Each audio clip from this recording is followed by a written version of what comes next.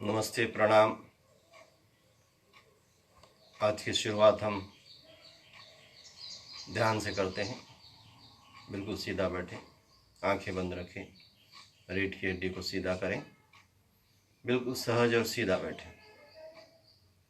उन सभी पुण्य आत्माओं को स्मरण करते हुए जिन्होंने मानव जाति के हित में और मानवोत्तर प्राणी के हित में काम किया, ऐसे सभी ज्ञात और अज्ञात पुण्य आत्माओं को नमन करते हुए, उन सभी शहीदों को नमन करते हुए, सैल्यूट करते हुए, जिन्होंने माँ भारती की सुरक्षा में अपने जानों को न्यौछावर किया, ऐसे सभी योद्धाओं को नमन करते हुए, सैल्यूट करते हुए, हमारे पूर्वज जो पता है और जो पता नहीं भी है, हमें छोड़ के हमेशा हमेशा के लिए गए हैं, ऐसे सभी का स्मरण करते हुए, नमन करते हुए, परम पूज्य योग ऋषि स्वामी जी को नमन करते हुए, प्रणाम करते हुए, आयुर्वेद के जगत में जिन्होंने बहुत बड़ा काम किया, ऐसे श्रद्धेय आचार्य श्री को नमन करते हुए, प्रणाम करते हुए, पतंजलि की पताका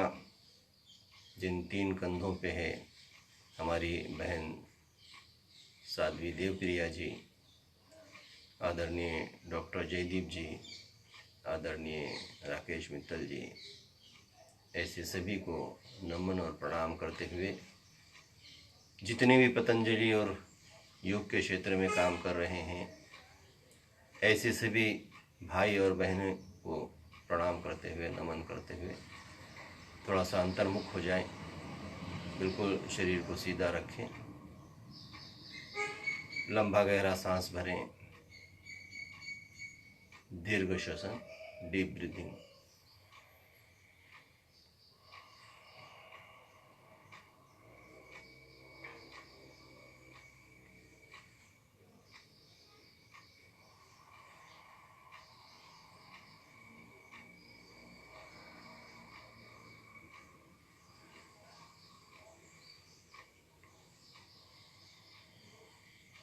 तीन से 5 मिनट पहले प्राणायाम का अभ्यास करना है हमको। सुरेश जी, आपका इस सत्र में स्वागत है। दीपक डामले जी, आपका भी इस सत्र में स्वागत है। वानखड़े जी, आपका भी इस सत्र में स्वागत। दीर्घ श्वसन करें। साळुंखे जी, आपका भी इस सत्र में स्वागत है। लंबा गहरा सांस भरें,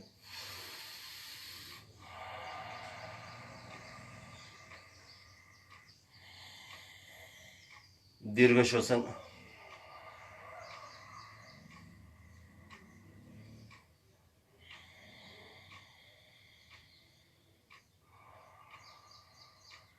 तीन से 5 मिनट इसका अभ्यास करें।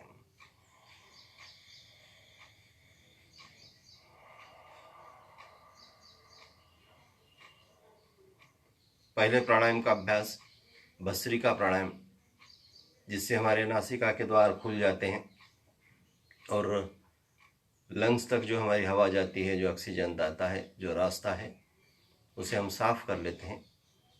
पहले प्राणायाम को सर्वसाधारण 3 से 5 मिनट का अभ्यास कर लें और ऐसी जगह करें जहाँ पर एकदम साफ या शुद्ध हवा हो और मन भी थोड़ा सा स्थिर रहे, बैलेंस में रहे। स्वागत है शिवा जादव जी, आपका इस सत्र में, हमारे ऊर्जावान साथी। लंबा गहरा सांस भरें। पहले प्राणायाम का अभ्यास भस्त्रिका प्राणायाम, दीर्घ श्वसन, डीप ब्रीदिंग, सिर्फ एक बार करना होता है। 3 से 5 मिनट का अभ्यास। उसके बाद कपालभाति, झटके से सांसों को छोड़ देना।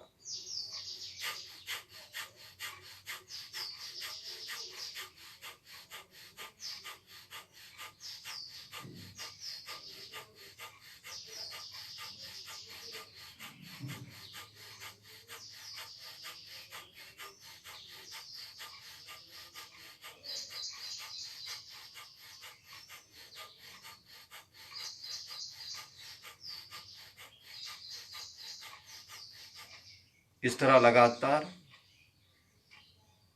क्षमता है तो 10 मिनट तक, नहीं तो 5-5 मिनट के आवर्तन कपालभाति का अभ्यास, झटके से सांसों को छोड़ देना।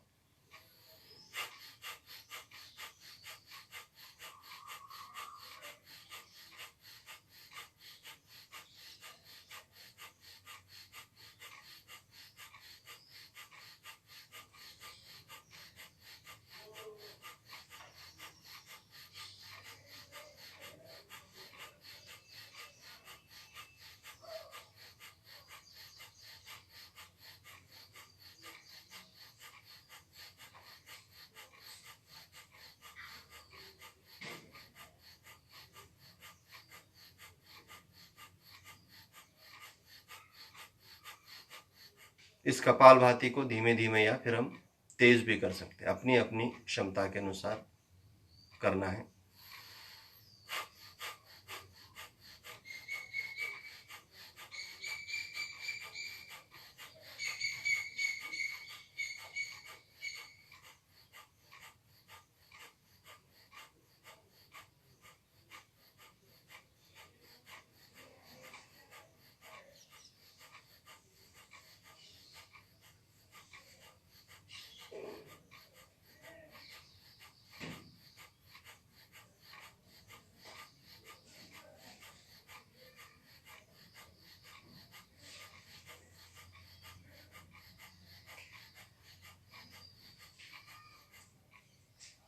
इस कपालभाति को हम पद्मासन, सिद्धासन, वज्रासन, जिस अवस्था में हम सहज बैठ सकते हैं, हमको सूट करता है, ऐसे आसन को धारण करना है। बीच बीच में 1, 2, 5, 10 सेकंड का विश्राम, फिर वापस से कपालभाति के स्ट्रोक्स। सर्वसाधारण 5 से 10 मिनट हम कर सकते हैं। 20 से 40 मिनट की कपालभाति होनी चाहिए, मिनिमम 20 मिनट। और जिनको कुछ ना कुछ डिसीज़ है, ऐसे लोग 40 मिनट तक कपालभाति करें। जिनको वीआईपी डिसीज़ हैं, बड़े बड़े डिसीज़ हैं, ऐसे लोग कम से कम 1 घंटा 60 से 70 मिनट की कपालभाति दोनों समय में मिलाकर करते हैं तो चलते हैं सुबह शाम। अपने अपने समय के अनुसार, अपनी अपनी क्षमता के अनुसार हमको कपालभाति करना है। ज्ञान जी, आपको भी ओम हरिओम।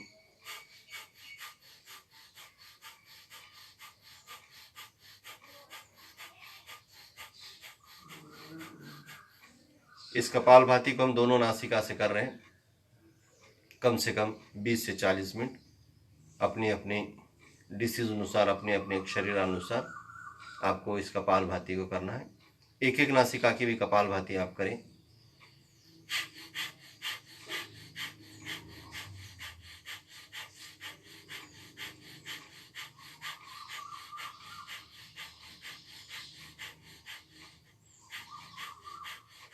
जयवंत कटवार जी, आपका भी इस सत्र में स्वागत है। भास्कर जी, जो बुल्ढाना से बिलोंग करते हैं, आपका भी इस सत्र में स्वागत।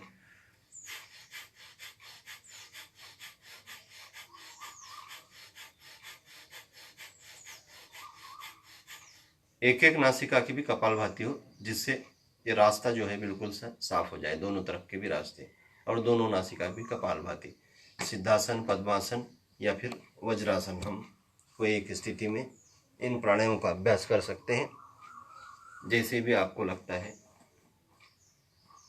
वज्रासन में जिनको घुटनों में तकलीफ नहीं है, तो ऐसे लोग 15 मिनट, 20 मिनट, आधा घंटा वज्रासन में बैठ के कर सकते हैं।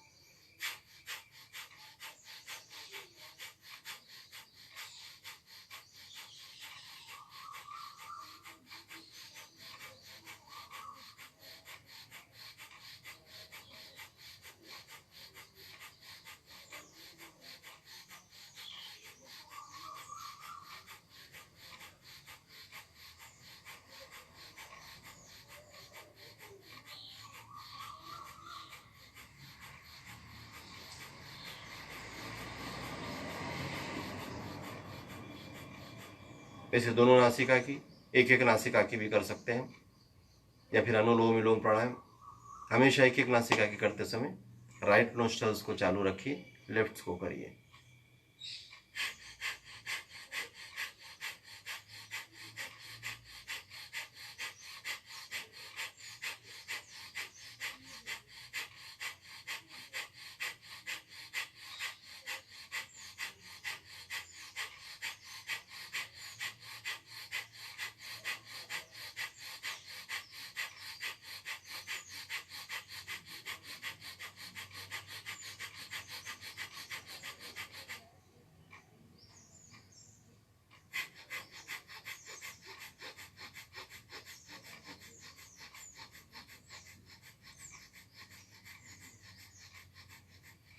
एक एक नासिका की और दोनों नासिका की। स्वागत है अकबर भाई, आपको भी सलाम अर्ज है, जो काफ़ी ऊर्जावान हमारे साथी, जो नेचुरोपैथी का काम बड़े पैमाने पे करते हैं, जो नांदेड़ से बिलोंग करते हैं, हमारे शेख अकबर भाई, आपको सलाम अर्ज है।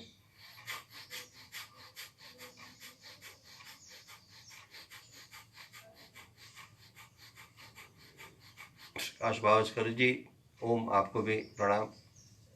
एक एक नासिका की, दोनों नासिका की कपालभाति, और अपनी अपनी क्षमता के अनुसार आपको कितने ही करना है, ये अपने शरीरानुसार आपको ठहराना है, क्यों तो सबकी क्षमताएं अलग अलग होती है। पद्मावत जी, आपका भी इस सत्र में स्वागत है।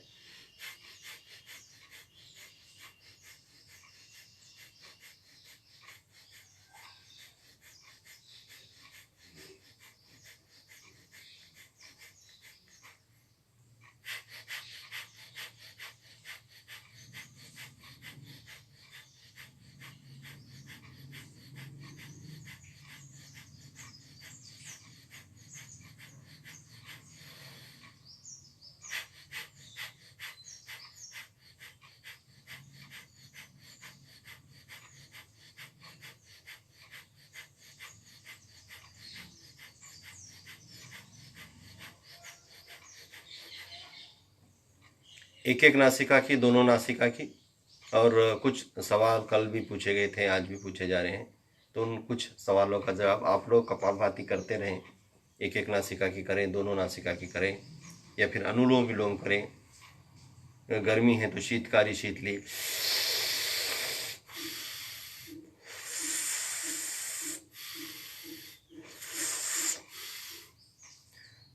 वेट गेन करना है, वेट लॉस करना है, दोनों बातें होती है।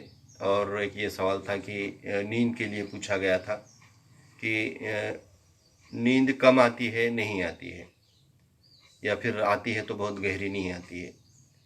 उसके विरोध में भी एक सवाल था एक भाई का हमारे, कि बहुत ज़्यादा नींद आती है, कि जब भी चाहे सो जा सकते हैं, और बहुत ज़्यादा सोते हैं। ये दोनों चीज़ें, वज़न बढ़ाना, वज़न कम करना, वज़न बढ़ाना और उसके विरोध में वज़न कम करना, यानी दो बाजू है। जैसे पूरब पश्चिम होता है, उत्तर दक्षिण होता है, वैसे ही नींद बहुत ज़्यादा आना और ना आना, ये दोनों भी चीज़ें अगर आती है तो कहीं तो भी फिर थोड़ी सी गड़बड़ी है। आप प्राणायामों का अभ्यास करते रहिए, एक एक नासिका का करिए, दोनों नासिका का करिए, या फिर अनुलोम विलोम प्राणायाम करिए, और 15 से 20 मिनट हम इन प्राणायामों के बीच ही इन दो बातों पर, कि कोई भी चीज़ जब अति होती है तो तब वो उसका नाश होता है, तब वो खराब होती है, और जीवन को, हमारे जीवन में उस चीज़ से हानि होती है। शारीरिक कहो, आर्थिक कहो, सामाजिक कहो, जो भी है, अति कोई भी चीज़ नहीं होना चाहिए, बैलेंस में होना चाहिए। इस बैलेंस को बना के रखने के लिए ही योग है, योग शास्त्र है, योग के प्राणायाम है, योग के आसन है, मेडिटेशन है, स्वाध्याय है, यम नियमों का पालन है। तो ये दोनों चीज़ों को बनाए रखना, जैसे कि वज़न बहुत ज़्यादा बढ़ गया, उसको बैलेंस करने के लिए, कम करने के लिए, वज़न बहुत कम हो गया, फिर उसको बढ़ाने के लिए, उसको लेवल में लाने के लिए, उसको मेंटेन करने के लिए, ये दोनों भी चीज़ें। जैसे नींद बहुत आती है, नहीं आती है, सातत्य से, रेगुलर से अगर प्राणायामों का अभ्यास कर रहे हैं, आसनों का अभ्यास कर रहे हैं, चंद्रकांत निम्मनीवार जी, आपका भी इस सत्र में स्वागत है। सातत्य से अगर हम प्राणायामों का अभ्यास कर रहे हैं, आसनों का अभ्यास कर रहे हैं, मेडिटेशन कर रहे हैं, और पूरक हमारा भोजन नियम का हम पालन कर रहे हैं, दिन भर का हमारा आचरण व्यवहार, ये सब बैलेंस में है, व्यवस्थित है, तो फिर बहुत ज़्यादा सोचने की ज़रूरत नहीं है कि फिर इसके लिए मैं क्या करूं, फिर इसके लिए मैं क्या करूं। बस उसको रेगुलर करिए, सिर्फ आसन, प्राणायाम, ध्यान, इतना ही नहीं, खान पान पर भी डिपेंड होता है। अन्न तारी अन्न मारी, अन्न नाना विकारी, कितना खाते हो, क्या खाते हो, इस पे भी हमारा शरीर डिपेंड करता है। ऐसे ही दिन भर में हम आचरण और व्यवहार कैसे करते हैं, इस पर भी डिपेंड करता है हमारा शरीर, मन और बुद्धि। तो इन सब को बैलेंस रखने के लिए सबसे पहले हमारी मन की एकाग्रता आवश्यक है, हमारा ब्रेन सही रहे, उसके बाद फिर अल्टीमेट अपने आप आपका शरीर सही होगा, आपका आचरण व्यवहार सब व्यवस्थित चलता रहेगा। फिर भी हम जैसे कि बहुत ज़्यादा वजन है, वेट ज़्यादा है, तो उसको कम करने के लिए कपालभाति का अभ्यास ज़्यादा करें, बाह्य प्राणायाम का अभ्यास ज़्यादा करें वेट कम करने के लिए। वेट कम है तो वेट और कम नहीं हो जाएगा, ये भी ध्यान में रखिए। यही कपालभाति बाह्य प्राणायाम आप ज़्यादा करेंगे, कम है वेट तो बढ़ जाएगा। अब रही खाने की बात। खाना जो है 2 टाइम, या आप नाश्ता करते हैं तो आपका जैसे 3 टाइम मानेंगे हम, दिन भर में खाना चाहिए। दिन भर में यानी क्या, सूरज उगने के बाद, सूरज ढलने से पहले। मनीष जी आपका भी इस सत्र में स्वागत है। सूरज ढलने से पहले खाना हो जाना चाहिए, सूरज उगने के बाद ही खाना चाहिए। सूरज उगने के बाद इसका अर्थ ये ना पकड़े कि 6-7 बजे सुबह ही में खा लो। सुबह उठने के बराबर गुनगुना या गर्म पानी 2 से 3 गिलास आप ज़रूर पिए। प्राणायामों का अभ्यास करते हैं तो सिर्फ 1 गिलास पानी पिए। प्राणायाम और पानी के बीच का अगर गैप होता है कम से कम घंटे भर का, तो 3 गिलास ज़रूर पानी पिए। सुबह सुबह जल्दी उठकर पानी पी लें पहले, गर्म पानी, गुनगुना पानी 3 गिलास, जिससे हमारे शरीर में के टॉक्सिन्स निकल जाएंगे, गंदगी निकल जाएगी। वज़न कम है तो बढ़ जाएगा और बढ़ा हुआ है तो कम हो जाएगा। और सुबह का भोजन सुबह एकदम सुबह मत लीजिए, 7-8, 9 के बाद, 9 और 10 या 11 के बीच में। गोवर्धन मुंडे जी आपका भी इस सत्र में स्वागत है। सुबह का भोजन 9 से 11 के बीच होना चाहिए आपका। बहुत साइलेंट स्थिति में चबा चबा कर 2 निवाले कम खाएं। जितनी भूख होती है ना, उससे 2 निवाले कम खाया जाए। 2 समय के भोजन की बात कर रहा हूँ।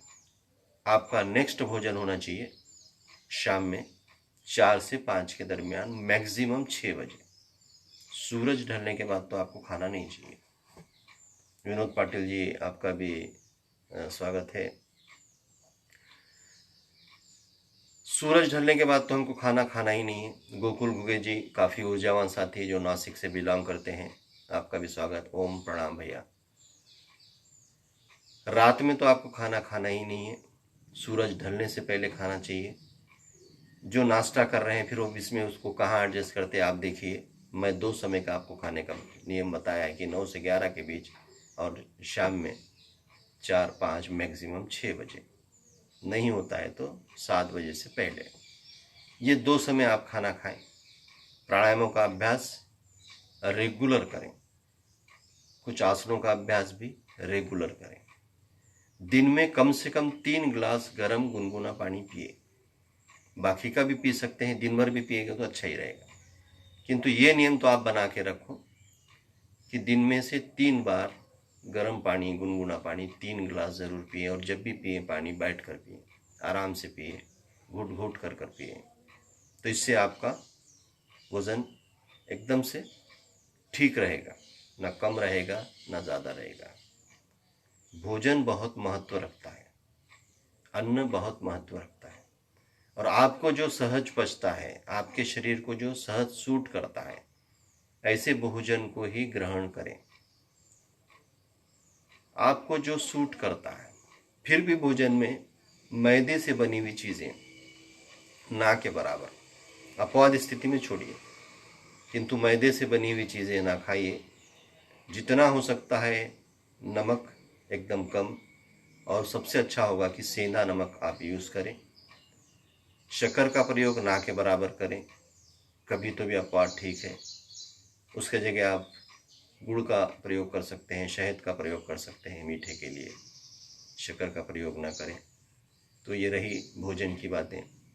अब जिन्हें नींद ठीक से नहीं आती है, नींद जिन लोगों को नहीं आती है, बहुत कम आती है, ऐसे सभी लोग अनुलोम विलोम प्राणायाम का अभ्यास, भ्रामरी उद्वेग का अभ्यास ज़्यादा करें प्राणायामों की श्रृंखला में। भोजन में ऐसे लोग शाम का जो खाना खा रहे हैं 4, 5, 6 बजे, उसमें सफ़ेद राइस ज़रूर यूज़ करें, जिससे नींद अच्छे से डार्क आने की मदद मिलेगी आपको। अफजल जी, आपका भी इस सत्र में स्वागत है। रात के खाने में, यानी मैं जो रात का बता रहा हूँ, शाम का खाना, उसमें सफ़ेद चीज़ों का आप यूज़ करें। उसमें सफ़ेद चीज़ें मोटे तौर पे ये होती है कि चावल होते हैं, उसका प्रयोग थोड़ा सा ज़्यादा करें, नींद अच्छी से आएगी। अनुलोम विलोम भ्रामरी उद्वेग, इससे आपको ठीक से नींद आने लगी। सोने से पहले जब भी आप सोने पे बिस्तर पे जाओगे, तब अपने हाथ पैर चेहरा अच्छे से धो लें। अगर समर सीजन है तो स्नान ही कर लें। उसके बाद में बिस्तर पे बैठने के बाद आंखें बंद कर कुछ देर के लिए ध्यान करें। बस सहज अपनी सांसों को देखें, या फिर हमारा मन जहाँ जहाँ भटकता उसके पीछे चलते रहें। 2, 5, 10, 15, 20 मिनट। जब आपको लगे कि अब थोड़ा सा तंद्री आ रही है, तभी लेटें, उससे पहले नहीं। और संकल्प करें लेटने से पहले कि रात में मेरी नींद होशियार नहीं होगी, मैं जागूंगा नहीं। जो भी समय आपने तय किया सुबह का 4, 5, 6 बजे का, उतने बजे ही उठूंगा। संकल्प के साथ सोइए, नींद बहुत अच्छा आएगी। और जो लोगों को बहुत ज़्यादा नींद आती है, ऐसे लोग शाम के खाने में सफ़ेद चीज़ें यूज़ ना करें। जितनी भी सफ़ेद चीज़ें होते हैं, दही से लेके छाछ से लेके सफ़ेद चावल तक, ये चीज़ों का प्रयोग ना करें। और उज्जयी प्राणायाम का अभ्यास ज़्यादा करें। घोरने की जो प्रक्रिया होती है,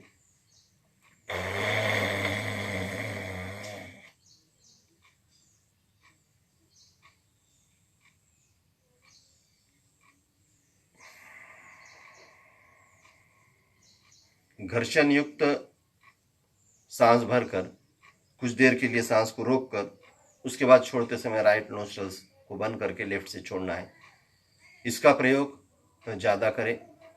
और जिनको बहुत ज़्यादा नींद आती है, वो लोग थोड़ा सा लहसुन का प्रयोग भी ज़्यादा कर सकते हैं। किंतु पाइल्स जिनको ना हो या हुआ नहीं है, ऐसे लोग ही लहसुन की 1, 2, 3 कलियाँ पानी के साथ सुबह सुबह खाली पेट या सोते समय रात में डायरेक्ट, जैसे हम टैबलेट लेते हैं उस तरीके से नींद आ जाए, जिससे बहुत ज़्यादा अति जो नींद है वो कम होगी और बैलेंस में आएगी। प्राणायामों का अभ्यास जरूरी है। जब भी कोई चीज़ अति होती है तो समझना है कि कहीं तो भी शरीर, मन, दिमाग डिस्टर्ब है, इसीलिए अति हो रही है, नींद बिल्कुल ना आ रही है, बहुत ज़्यादा आ रही है। ऐसे वेट भी अचानक से बढ़ना लगा है, हार्मोन्स कहीं तो डिस्टर्ब हो गए, अचानक से कम होने लगा है, हार्मोन्स कहीं तो डिस्टर्ब हो गए, वात पित्त कफ इनबैलेंस हो गया, शरीर मन बुद्धि इनबैलेंस हो गई, तब जाकर ये चीज़ें होती है। तो इसीलिए प्राणायामों का अभ्यास, आसनों का अभ्यास, ध्यान, मेडिटेशन, और उसके बाद भोजन, और उसके बाद हमारा दिन भर का आचरण। दिन भर का आचरण हमेशा हमारा पॉजिटिव या सकारात्मक होना चाहिए, चाहे जैसी भी घटनाएं घटी, क्योंकि तो उन घटनाओं को हम बदल नहीं सकते। जो भी घटना घट चुकी होती है उसको हम फेस करना पड़ता है। जो भी बातें होती है या अचानक से हो जाती है, उसको हम फेस करना सीख जाएं। ये सोचिए कि ऊपर वाले की कुछ ऐसी मर्जी है, ऊपर वाले की कुछ ऐसी मसलियत है, इसीलिए ये घटना या दुर्घटना मेरे साथ घटित हुई है। कुछ बुरा घटित हुआ तो सोचना कि मुझे चेंज करने के लिए ऊपर वाले ने ये सज़ा दी है और मैं बदल लूँ अपने आप को। शायद मेरा आचरण ठीक नहीं, शायद मेरा व्यवहार ठीक नहीं, मैं ठीक से विचार नहीं कर रहा हूँ और उनसे ठीक से पेश नहीं आ रहा हूँ। जो भी बातें, हर घटना को, हर दुर्घटना को पॉजिटिव ले, जिससे हमारा दिन भर का आचरण और व्यवहार काफ़ी अच्छा रहेगा। और अगर आप पॉजिटिव रहते हैं तो आपके शरीर में भी उस प्रकार के ही एंजाइम, जो इसको केमिकल्स बोलेंगे हम, क्षार बोलेंगे, कि आप बहुत ज़्यादा पॉजिटिव है तो अंदर से ही वैसे क्षार उत्पन्न होते हैं, जिससे हमारे सभी ऑर्गन्स को ऊर्जा मिलती है, आप उत्साहित रहते हैं। ये उत्साह और खुशियाँ बाहर से नहीं आती, ये हमारे शरीर में ही उस तरीके के केमिकल्स तैयार होते हैं, उस तरीके के क्षार तैयार होते हैं। इसीलिए हमेशा हमेशा पॉजिटिव रहो, सकारात्मक रहो, हमेशा हंसते रहो, मुस्कुराते रहो। और एक ही शब्द में आपको मैं कहूँगा, चिंतातुर मत रहिए। जिसको चिंतातुर जंतु बोलते हैं ना, वो अपने आप को देखता है, अरे मैं बहुत दुबला हो गया, तो अपने बहुत मोटा हो गया, अरे मैं तो बहुत ही सो रहा हूँ, अरे मुझे तो नींद ही नहीं आ रही। ये विचारधारा नहीं होनी चाहिए। जैसा शरीर है मदमस्त है समझो। हो सकता है दुबला है, मोटा है, छोटा है, जो भी हो, जैसे भी हो, जैसे भी हो उसमें खुश रहो। बहुत ज़्यादा मोटे हो तो अपने आप धीमे धीमे कम हो जाएंगे, इस नियमों का पालन करेंगे। बहुत दुबले हो अपने आप मोटे हो जाएंगे। चिंता मत करिए। चिंता में हमेशा आदमी बीमार रहता है, चिंता में हमेशा आदमी अनफिट रहता है, चिंता में हमेशा नाराज रहता है, खुश नहीं रह पाता। इसीलिए कौन क्या कहता है, कौन मुझे मोटू कहता है, कौन मुझे पतलू कहता है, इसे मत देखिए। अपने आप को देखिए, आपका मन कितना मजबूत है, आपकी बुद्धि कितनी एकाग्र है, मजबूत है, इस पर डिपेंड है। शरीर तो गौन है, शरीर कभी भी धोखा दे सकता है। इसलिए बहुत ज़्यादा शरीर पे मत जाइए और बहुत ज़्यादा दुखों को चिपका मत लेना, लगा मत लेना। कुछ दुखों के साथ भी आदमी को जीवन जीना पड़ता है। शारीरिक दुख हो सकते हैं, मानसिक दुख हो सकते हैं, व्यवहारिक दुख हो सकते हैं, आर्थिक दुख हो सकते हैं, सामाजिक दुख हो सकते हैं। उनके साथ ही जीवन जीना मदमस्त होकर, यही जीवन का सार है, यही जीवन की सार्थकता है, यही पुरुषार्थ है। इसी को मर्द कहा गया है। मर्द यानी 2, 5, 10 बच्चे पैदा करने वाला मर्द नहीं होता है। मर्द वो होता है जिस परिस्थिति में भी है जीवन में, जैसी भी परिस्थिति आ रही है, पॉजिटिव, नहीं अब अच्छा होगा, कल अच्छा होगा, हिम्मत ना हारे, हमेशा सोचिए अगले घंटे अच्छा होगा, अगले पल अच्छा होगा, कुछ तो अच्छा था। इसको कहते हैं मर्द। ऐसे मर्द बनिए, ऐसे पुरुषार्थ करिए और हमेशा हंसते रहिए, खुश रहिए, मदमस्त रहिए। भ्रामरी और उद्वीत।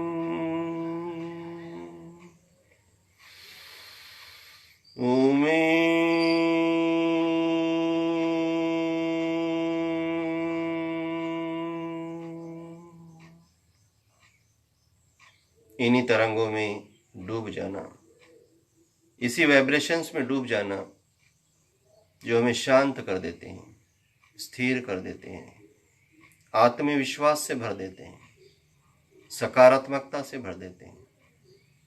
ये तरंगे, ये रिदम, ये वॉइस थेरेपी है। हम शांत हो जाते हैं, निद्रा नाश का प्रॉब्लम्स मिटता है, बीपी के रोग मिटते हैं। इन्हीं वाइब्रेशंस में, इन्हीं तरंगों में डूब जाना।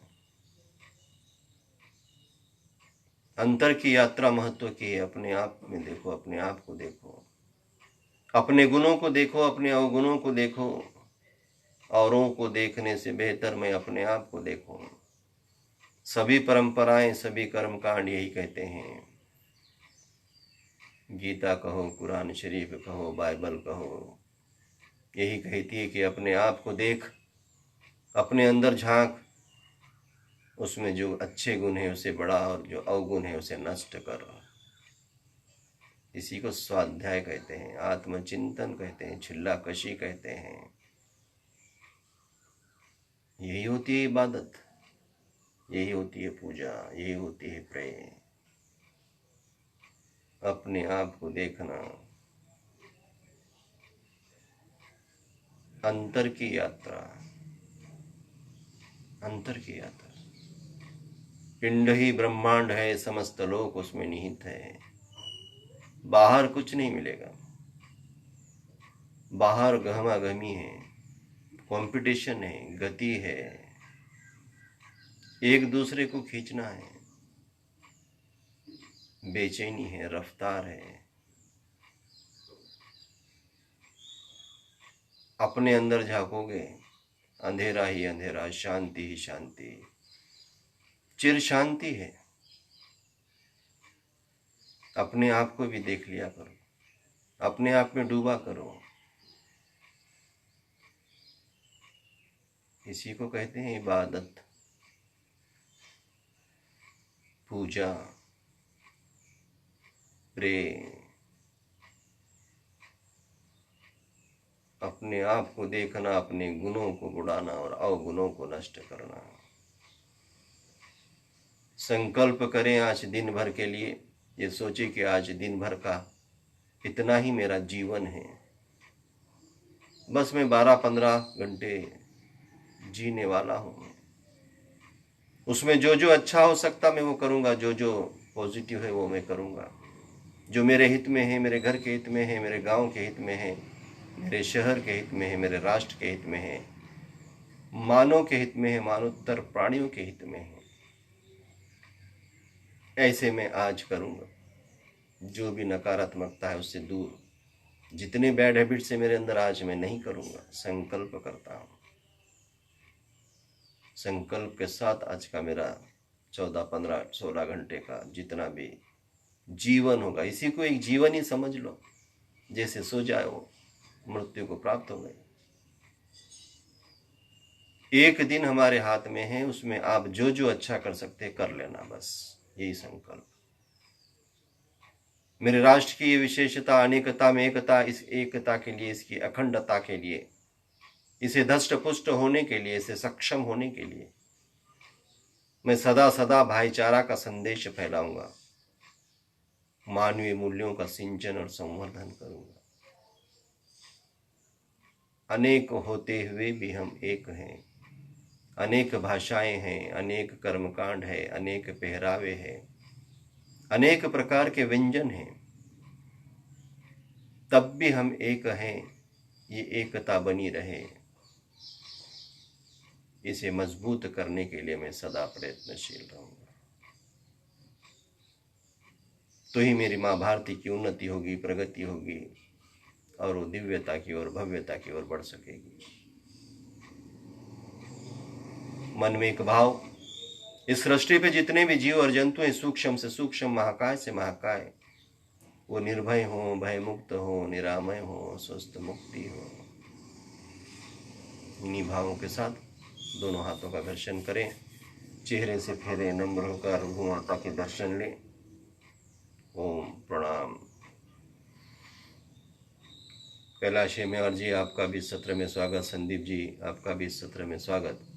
जो जो लाइव आ पाए ऐसे सभी का मैं स्वागत करता हूँ, प्रणाम करता हूँ, नमन करता हूँ। और जो नहीं भी आ पाए, दिन भर में जो लोग देखते हैं इस क्लिप को, ऐसे सभी का अभिनंदन, प्रणाम, नमन। आज का दिन आपका बढ़िया जाए, मस्त जाए, मद मस्त रहिए, हंसते रहिए, मुस्कुराते रहिए। यही संदेश के साथ जय हिंद, जय भारत।